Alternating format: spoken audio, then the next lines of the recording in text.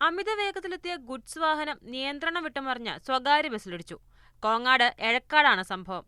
വളവിലൂടെ അമിത വേഗത്തിൽ വന്ന വണ്ടി ഓവർടേക്കിംഗ് നിയന്ത്രണമുള്ള റോഡ് മാർക്കിലേക്ക് കയറി തെന്നി മറിയുകയും റോഡിലൂടെ നിരങ്ങി സ്വകാര്യ ബസിന്റെ ഒരു വശത്ത് ഇടിക്കുകയുമായിരുന്നു.